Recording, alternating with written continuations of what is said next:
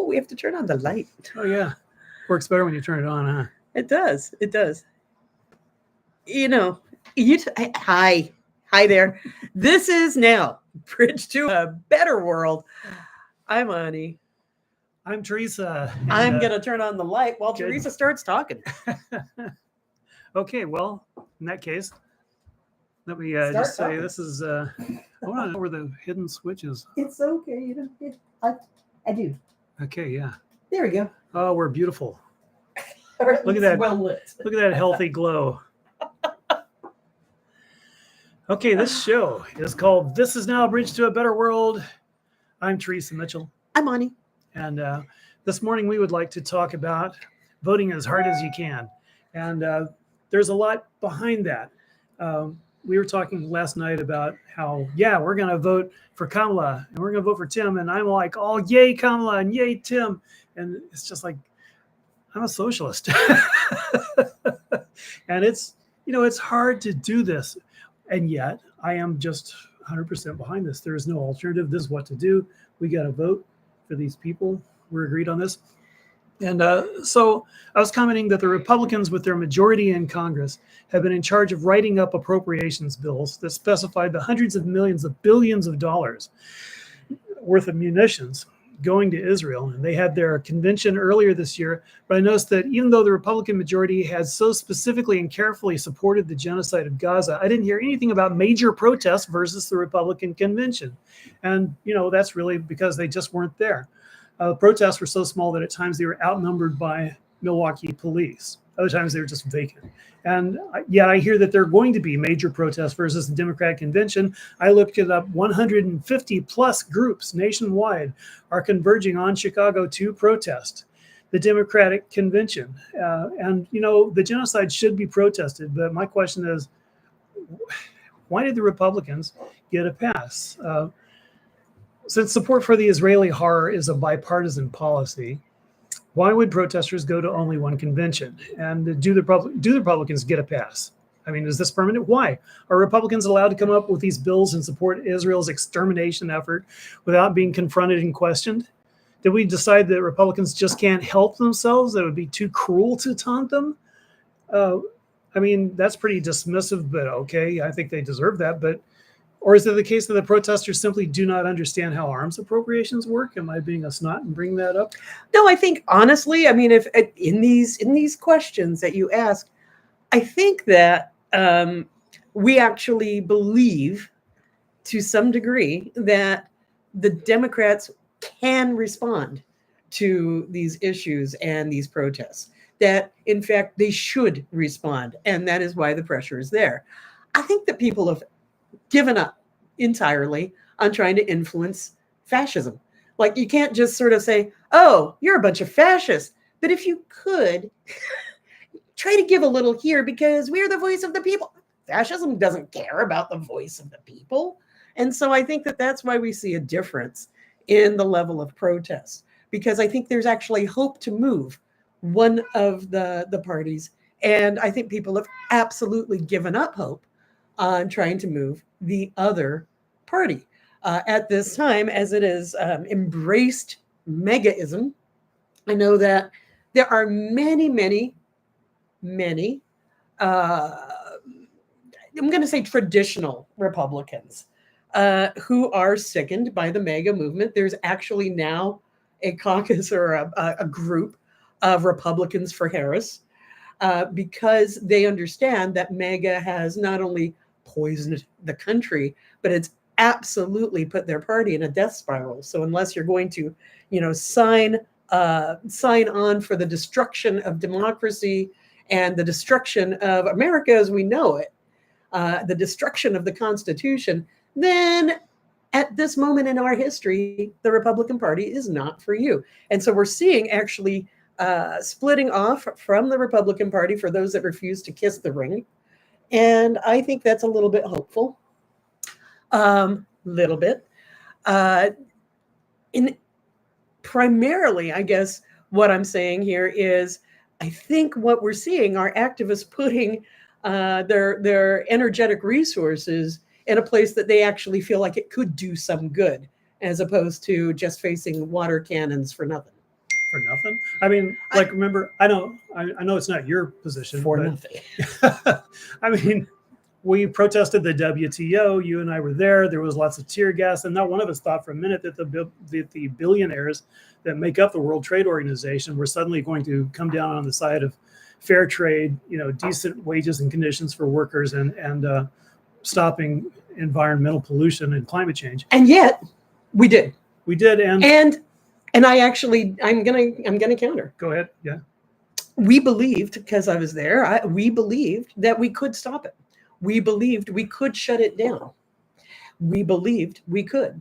And I'm going to go ahead and say it was, in fact, the boisterous protests at the WTO that caused many nations that were in the so-called developing nations to not sign on, and the deal fell through.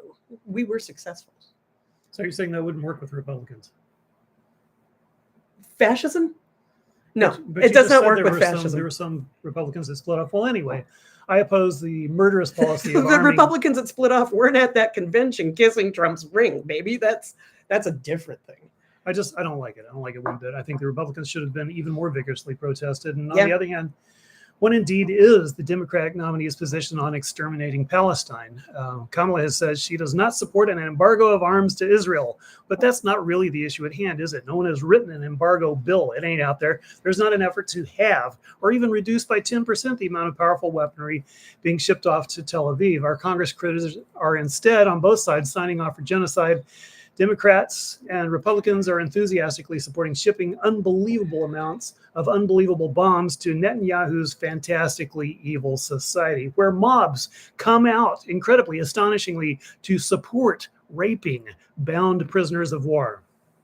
It's a theocracy. And I want to be careful how I say this, because the most oppressed people in the United States by, at least in New York, counting by the numbers, are Jews. Jews have to be afraid of people hating them for no reason. And of course, I'm opposed to that. But I'd like to see a pro-Zionist rabbi come out and say that it's moral I bet someone did. It's moral to rape bound prisoners, all of them. It's policy. And, I just like to see that prayer. Great Adonai Sebaoth, whose sacred four letters cannot be uttered, support our Israeli prisoner rape efforts. God bless our troops. No, this is utterly sick. The United States should have absolutely nothing to do with it. And I'm not naive. I know that the U.S. obliterated Tokyo, bombed the crap out of Laos and Cambodia. And when I say bomb the crap, I mean killed 100,000 people, at least 100,000. And I just want to ask, is there any doubt that the bombs are for wiping them out? And of course, these are huge bombs. These are 2,000-pound bombs. And I'd like to see Tim and Kamala be honest about it and say they're really supportive of murdering every last child in Palestine. And if they were to do that, the Republicans would then jump out to the press and say that they are in favor of inventing and shipping 4,000 and 5,000-pound bombs, because they're like, even, they're so mean. They believe. I think I'm reeling us back in. Yeah. Because we are facing globally huge, horrific issues. There is the genocide in Palestine. There is a genocide in Sudan. There are wars for resource extraction in the Democratic Republic of Congo. There are wars that are caused by hypercapitalism and globalization around the world. And the ones that are not fought with live ammunition are fought with famine and international aid programs that are always tied to austerity packages and misery for the people and enrichment of the owning class, right? We know this. And yet here we are in this country. We have, we are together, we can make some changes. But I'm going to go ahead and put it out there that the idea that we were, having was that we must support the Harrison Walz ticket, no matter what right now, because as they become the executive branch, as they take the presidency and vice presidency, we continue to be able to fight. We continue to be able to move forward on these incredibly important issues of, say, stopping genocides, war, and dealing with the climate catastrophe that is causing misery and refugees around the world as people move to escape famine and wars fought for resource extraction and that sort of thing.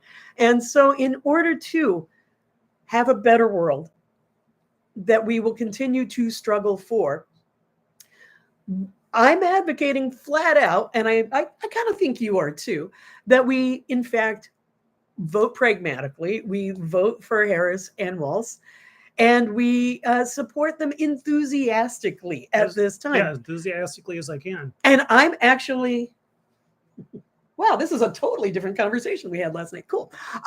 So that just, it brings to me the idea that, in fact, there's a lot to be excited about, actually.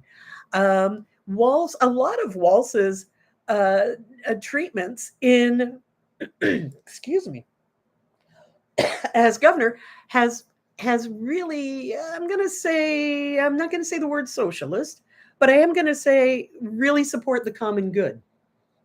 And as he has fought accusations of socialism, he has responded with, it's just sort of traditional Midwestern goodness that neighbors help neighbors in times of need. And I think that, again, holding on to that idea of somebody who is actually on the presidential ticket, openly, flat out saying it's important to be nice to each other. It's important to support those that are oppressed. It's important to think about the future and to spread compassion and an idea of neighborliness is huge right now because our country has fallen into mean and spiteful territories. And we have become incredibly mean over the last 7 years. We have become incredibly mean. Really, it started a lot after the incidents of 9/11. As divisions were sown by the Cheney Rove administration. Yeah, sure, Bush the Lesser was there, but it was really Cheney and Rove. And what did they do? They started this campaign to spy on your neighbor and narc them off. Yeah. If you see something, say something, tips. That was so disgusting. It was so disgusting. And it started this very divisive, I mean, it didn't start it. It furthered and sort of gave steroids to this divide already growing in the country, right? And so it really hopped that up.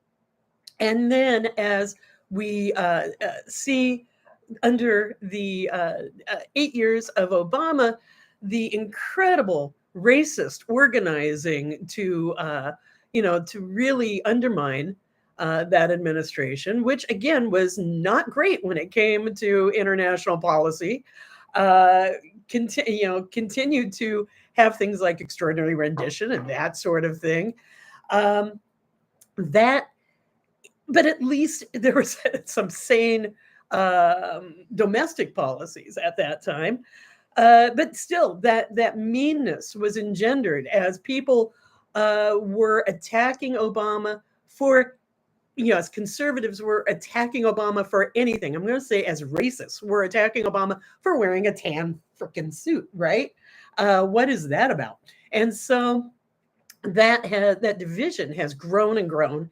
And then Trump sort of metastasized it. Trump made it his brand. That division is the name of the game, and that that he wants to gather the strongest, fightingest, the warriors for God, our stuff, capitalism stuff, industry stuff, Trump, warriors for Trump, basically, to advance his fascistic plans. So I'm looking for anyone that is advocating niceness, right? I'm enthusiastic about the fact that Walz sort of oozes empathy. because I think that we're really, really, really sorely missing empathy in the body politic right now. And that is of huge importance. So, what looking at our choices, am I super excited about the Democrat ticket and the fact that they have not come up with a ceasefire and stuff and such? And yeah, no. But in a pragmatic world, they are far and away. What we have to do is organize and vote hard, because uh, because it will allow us to continue to organize and push this country and the world in a direction to in a direction of compassion, in a direction of sustainability, in a direction of the things that we do want, as opposed to saying, oh, yeah, whatever, they're all the same, and I don't like anyone, and I ain't vote for anyone that ever sent a bomb anywhere. I'm just going to stay home. That is not an answer right now. That is not actually a moral answer. Moral, to be moral at this moment, it's hard. Yeah, and I think that there is no way to do it without compromise at this time in our history, right? There is no way to maintain a pure a pure perspective and actually move forward at this time. I think it's just, I'm going to say the word again, pragmatic. We have to support Harris and Walz. I'm actually pretty enthusiastic about it. I'm actually more enthusiastic about this ticket than I expected to be with the more I learn. And so, and that is said as somebody who really does strongly identify as an anarchist, right?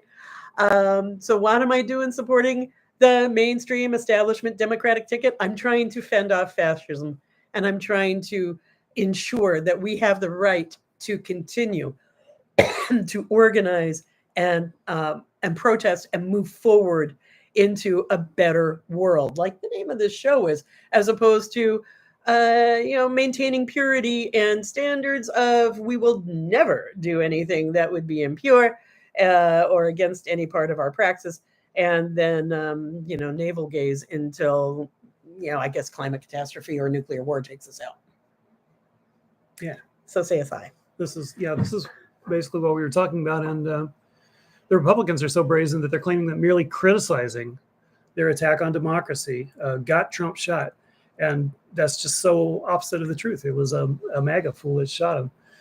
So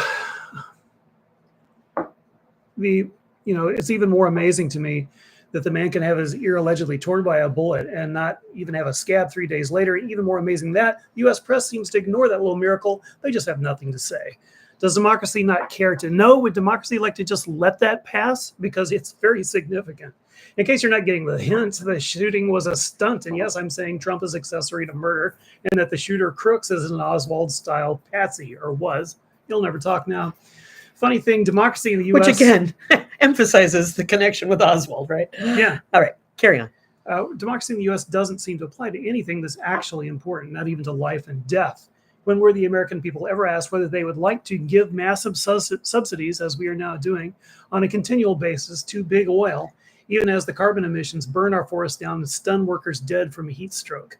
When did we vote on the policy that allows gigantic and subsidized financial institutions to buy up the housing so that we can't afford it and people have to live on the sidewalk? When was the war with Iran vote? We don't get to vote on these things.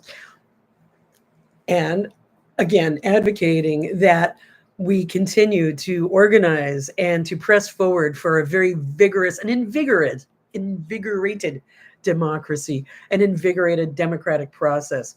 Moving forward at this point means actually organizing for the pragmatic thing at this moment. And yes, obviously the situation could be much, much worse if we don't vote. I suppose if I get dragged off as a transgender gal along with every brown Spanish-speaking person, maybe I'll get a chance to brush up on my Spanish. It'll be, even better than Duolingo, Oh, right? please. He'll be, if it's going to be good cop, bad cop, then I would really rather have a chicken dinner than a fist in the face. So I'm going to support the Harris ticket just to show that I'm gaspingly grateful to be a good goddamn American in the land of the fucking free. It could be worse. It is worse. Right now, there are 2 vast flotillas approaching Iran, and this is not the usual decades-long wag the dog bluster. One carrier group has literally had to retreat already to be rearmed because they ran out of counter missile ammunition fighting the Houthis. The desperately poor Houthis had enough missiles to cause this to happen. This is how technology has moved forward. Iran has raised the red flag of revenge, and so they may decide to send another passel of missiles at Tel Aviv, or they may instead to move to shoot every missile that they and their cohorts have at one aircraft carrier, because that would sink it. And once Americans realize that they just lost 1,000 sailors under the waves of the Middle Eastern waters, there'll be a lot of finger pointing and saber rattling, to say the least. Or they could flatten Tel Aviv and get nuked to flinders in response. And as if that were not mind-blowing enough, Ukrainians have crossed the Russian border in U.S.-supplied armored personnel carriers and tanks and are now attacking Russian air bases. On the one hand, this is great, go Ukrainians, and they have every right to do it. On the other hand, I'd like to point out that is exactly what Putin described last year as his threshold for initiating nuclear war. If he decides to wipe out the Ukrainian salient with one bomb, what sort of restraint can we expect from the Pentagon? Where will we find our version of Vasily Arkhipov? And again, since we're the democratic land of the free, when exactly did we vote for that kind of insane brinksmanship? I think it would have been better to engage NATO to protect Ukraine at its borders, but we didn't do that. We did this crazy thing, and the Ukrainians are doing this crazy thing, maybe because that's all they have. I can't blame them. Well, especially in the light of what seemed to be a Trump victory that was improbable up until a month ago. God, time moves fast. Now it seems less likely, and thank Christ for that. That said, what's Ukraine supposed to do? If Trump gets in, they know he's friends with Putin. They know that he has been,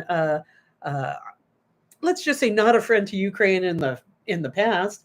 Yeah, we could get you some arms, but we need you to do this little thing for me, though. Remember quid pro quo? That was Ukraine. And so we know that he is not a friend of Zelensky's. We know that he is a friend of Putin's. And so I think Ukrainians saw their sort of backs against the wall, and it was time to fight like hell, because it looked like they were going to, in fact, not only lose an ally, their opposition was going to gain one, right? So I get that last-ditch effort, and it fucking terrifies me, frankly, the idea of nuclear war. And we just passed the anniversaries of Hiroshima and Nagasaki. The idea of nuclear war as a tactic, as a thing that we can win, is anathema to life on this planet, to the continuation of life as we know it anywhere. And so, again, I want to see the anti-nuke movement actually gaining strength again. We haven't talked about it near enough in the last, 35 years, because we think that it had somehow or another diminished in its chance at the end of the Cold War, but it has not. It has not. In fact, right now, the chances of nuclear war, with the provocations that Teresa has just talked about, they don't look small. And again, that's terrifying. Yeah, it is. And I'm terrified by the corporate-owned press, which is desperately trying to get us to treat this subverted, treasonous felon, this rapist, this utter piece of shit, as if he were a legitimate candidate, as if the 14th Amendment didn't exist, as if we were having an ordinary horse race with the good old Republican candidate on one side, and Democrat on the other side. That's not what's happening. And the New York Times, CNN, and all the major corporate-owned news organizations are simply defending their interest, which is to get Trump in so they can get massive tax breaks and rule us like dogs and tell his lies. It's that insane. and it's hard to even grasp the size of it. So yeah, we've got to fight like crazy to get Tim and Kamala in, and I will, because that's so much better than living under the heel, as Project 2025 lines out so carefully, specifically, and vividly, the heel of fascism. We can't have that, can we? So good luck to you, and good luck to me, and maybe I'll have whiskey and donuts for breakfast, because who knows what's going on in Ukraine and Iran, and for that matter, the Pentagon just surfaced several submarines at once, say that quickly, just to scare China. Thanks, Pentagon. China knew those submarines were there. And scare in this case means raise your nuclear war alert level. So they did that, and presumably the submarines have gone back down to hide, just, you know, so the Chinese won't forget that they exist now. This is how crazy things are. And these things are this crazy because of a number of things. I mean, but the lack of education, the lack of awareness, the oppression of the U.S. population to the point that they can't even follow what little news they get. The lack of democracy has led us to this bizarre situation. So I say let's promote as much democracy as we freaking can. And that's why I actually do feel enthusiasm when I see that Tim and Kamala are, you know, surging ahead in the polls. It's like, oh wow, they're ahead by 3%. They should be ahead by 70%. So let's see if we can get it. I mean, they've only actually been a ticket for a month. I know, right? And so the fact that they have just gone from the lagging position to a leading position is significant. I hope that it picks up more steam. And again, enthusiastically supporting the pragmatic choice right now. The doomsday clock, do we know the doomsday clock? The Bulletin of Atomic Scientists. The Union of Atomic Scientists have created this device to sort of point out how close to nuclear war, basically towards total global catastrophe is. And right now we're at 90 seconds to midnight. It got set there in January of this year, and it's ominous. It is that's closer than we've been, I believe, in my lifetime. I'm somebody who tracks this about every 3 or 4 months. I look, and I remember 2 minutes to midnight being sort of a rallying cry about in the peace movement, like, look how close we are, my God. The idea being that when the clock reaches midnight, it's a little like that scene from Dr. Strangelove at the end there with Slim Pickens riding the bomb down. So we're at 90 seconds. Nuclear war, global catastrophe is too damn close. We need a revitalized peace movement to go along with our revitalized democracy. And so as we organize and get out the vote and talk to folks that feel perhaps apathetic, talk to folks who perhaps say, no one's supporting a ceasefire, so I ain't voting. Can't be pure. I ain't voting. Well, I'm saying, okay, those people can't be pure. They want to be pure, but we're swimming in a sewer. I'm agreeing with you there. Yeah. We are swimming in a sewer. Thanks, Teresa. That is sort of it. That we have to get everyone engaged. I'm excited that youth seem to be rallying behind Kamala. My God, behind Kamala, and the whole Kamala is brat. Young musicians that are in fact fantastic and popular are advancing Kamala and Tim, and we think that that's really important. That's really good, and that also gives me a little hope, because it's like, all right, we got Beyonce and Taylor Swift, and they got Kid Rock. All right, so I'm feeling a little more hopeful than I have felt for months. That said, we have a lot of work to do. We have to get about to doing it. I know that many of us have engaged in the work, and we are engaging in the work. Do it. We cannot attempt to be pure at this time.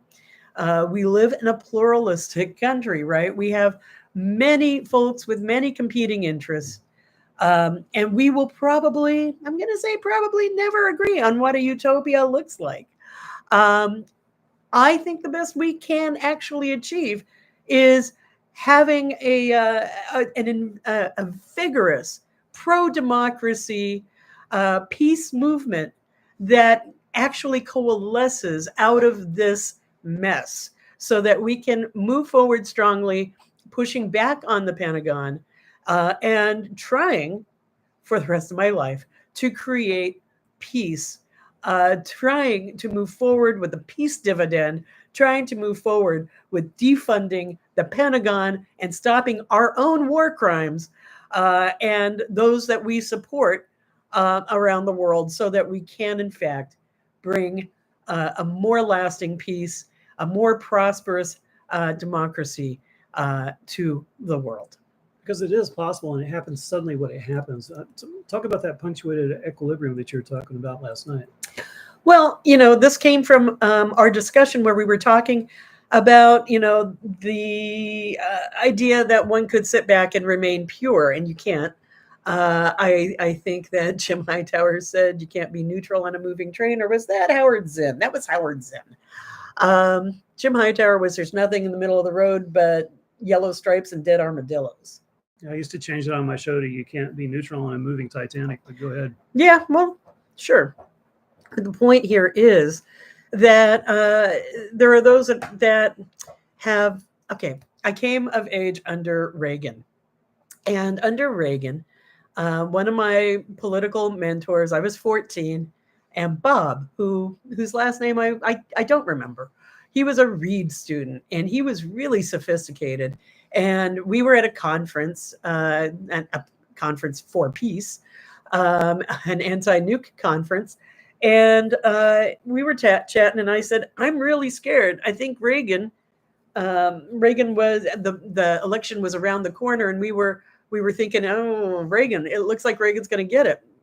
This is going to be terrifying. And I expressed my worry and concern to Bob.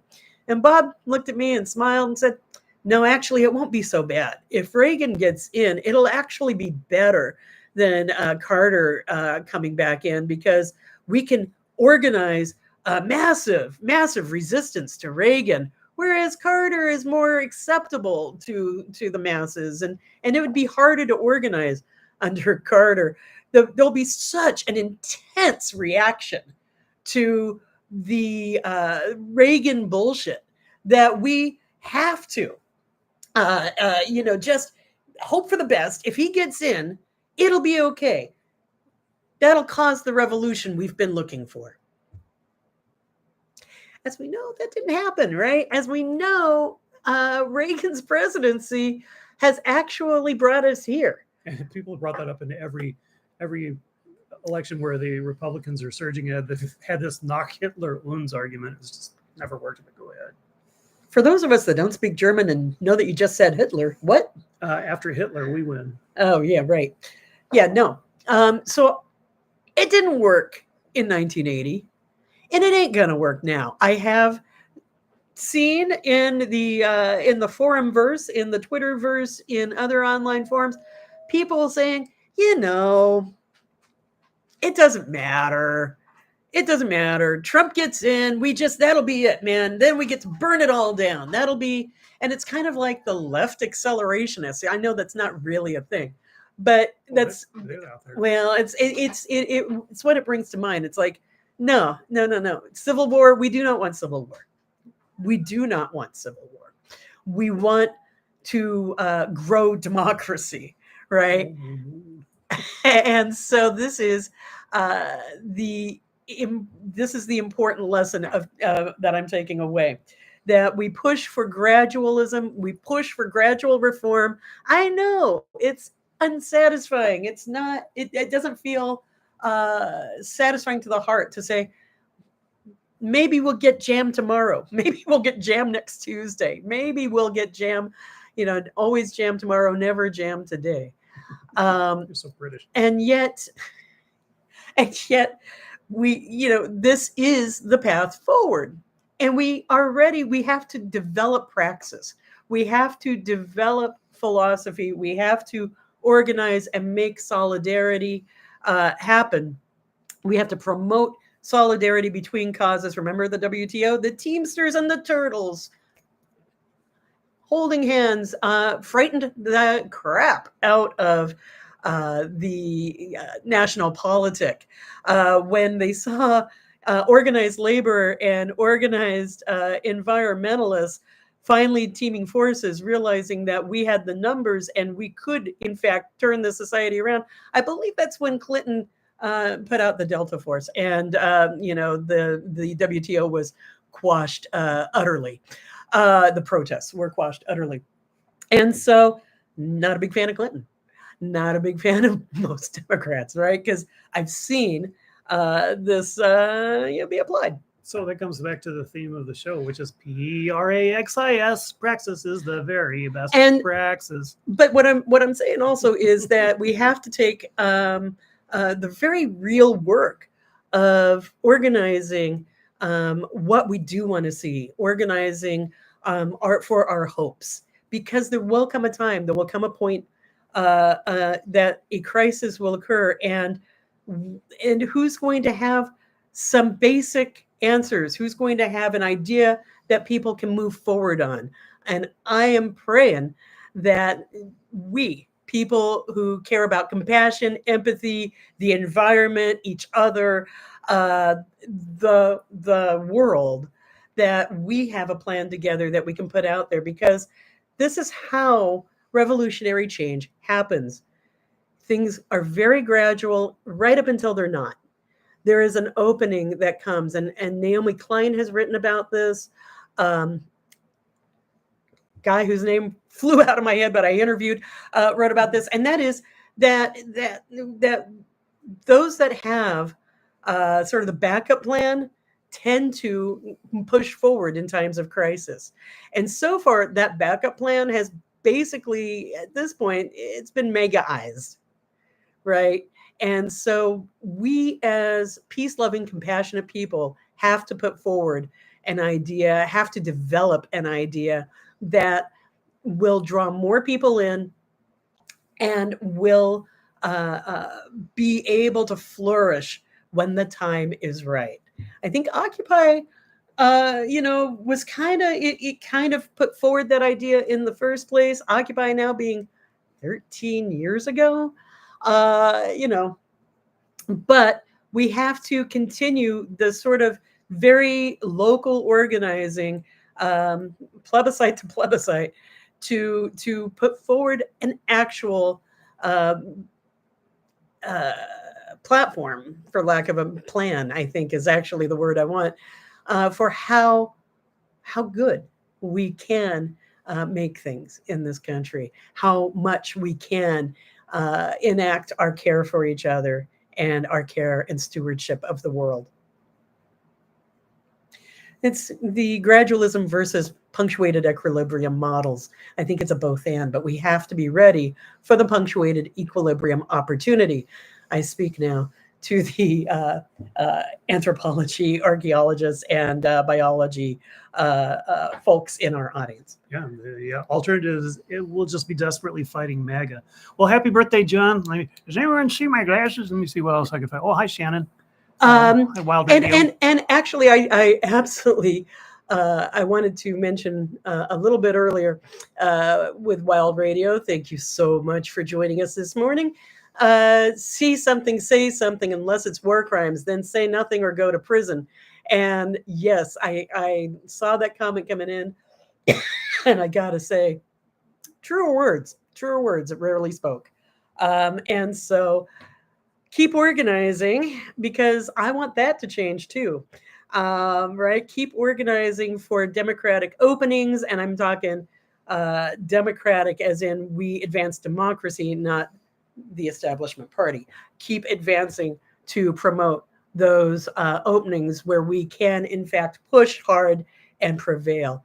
I don't really think that we can create the utopia, right? When I was 20, I thought absolutely we could. Excuse me. I think now maybe I don't believe that we can actually have the pure utopia that I had once dreamt of.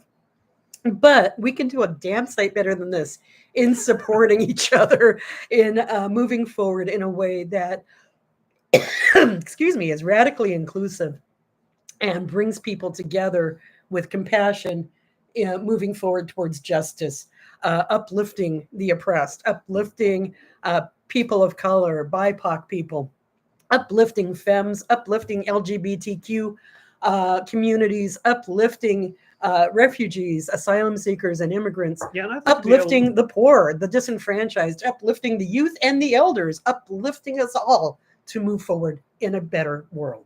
well said. Well, and I'd like to be able to at least have a conversation about seizing big oil and repurposing the Pentagon to the desperate, crazy, mechanical sun shading that's going to be necessary to keep us all from dying of climate change. I just watched a TED talk, and they just get scarier and scarier. And they're admitting now that within the next 5 years, the tipping points will be so severe that, well, they are going to be that severe, and the mobilization has to happen now. I'd like to say, let's stop polluting, and it ain't going to happen. We have to have some sort of revolution. We don't have any chance of that under Trump. And so moving forward to a pragmatic world in hopes of then moving to a better world. In fact, I would say that the Harris, excuse me, Waltz ticket is absolutely moving to a better world. For a number of reasons. I think I probably just need to stop talking because I've got a tarot reading to do, and we've already gone a little over time. I see your hands on your tarot cards, so but yes, let's continue to move forward to bring compassion, good neighborliness, common sense, and that sense of progressing into a better space than we've been. Right. So let us look at this. We have for tarot this week. We are in the beginning of the harvest cycle of the year, by the way. So this is the time for the chickens to come home to roost. This is energetically the time that we should be really thinking about what our intentions are, because we know that our intentions bring consequences. And so to really look at what we put out there, if we want to increase peace, we have to start at home. We have to start within ourselves. We have to start within our neighborhoods and communities. And so how do we create peace? How do we create compassion? How do we reap the harvest of compassion and stewardship over, stewardship with the earth to, again, bring us to that better day? That's energetically the time of year this is. It is the time of the harvests. And so what do the cards say? The cards say this. We have the Three of Swords. It is inversed. We have the Two of Swords straight up. Meow. And we have the Devil inversed. What does this all mean? Well, I tell you. We have, in fact, had our hearts broken. The Three of Swords talks about the breaking of hearts, the betrayal that comes along with it, and the really hard work of trying to reconcile what the mind knows is best with what the heart wants and desires. And it's time to really give space to the mind. It is time to really look at our analysis. It is a good idea to also, the inversion of this card talks about practicing forgiveness. And so I'm going to say that I interpret that as reaching out to folks that we've disagreed with, reaching out to those that are that we've considered maybe liberal or too centrist or out of touch, that we reach out also to those that are the disenfranchised, the far left, like myself, the anarchists, that we come together and really try to clear the slate a little bit. I'm remembering that when Biden was first elected, there were continuing protests against him because, centrist, liberal stuff. And I get it. We want to organize for a better world. But I think we also, during that time, my point was, there was a whole lot of name calling. There's a whole lot of mudslinging, where anarchists couldn't possibly talk to somebody who actually voted, patsies, and the people that were nice, liberal, maybe somewhat progressive people. Couldn't possibly talk to those rioters in the streets. What are they even thinking? Those kids these days, I tell you, they're setting dumpsters on fire. This is, they're ruining my dinner, and so there was a big schism, right, between people that really have so much more in common than we have to fight over. But those schisms happen, and we really, really need to forgive. I'm not going to say forgive and forget, but I am going to say extend compassion, extend a hand to say, let us grow this movement together. Let us engage in revitalizing democracy and revitalizing the peace movement. Let's organize for the common good. So you're saying don't run with schisms? I'm saying don't run with schisms. You'll just put an eye out. I saw a nasty accident once. That's what my gran used to say to me when I was, in fact, running with scissors. I saw a nasty accident once. She would never elaborate. Okay, so that's our three of swords. Our two of swords say, be loud. You have a good idea. Share it loudly. Do not back down. Yell your loudest, because you have applied analytical thinking, and it is time to share it without apology. So again, a big call to move forward and use our voices as effectively as we can, as loudly as we can. That's why we called this particular episode "Vote Hard." Voting as hard as you can.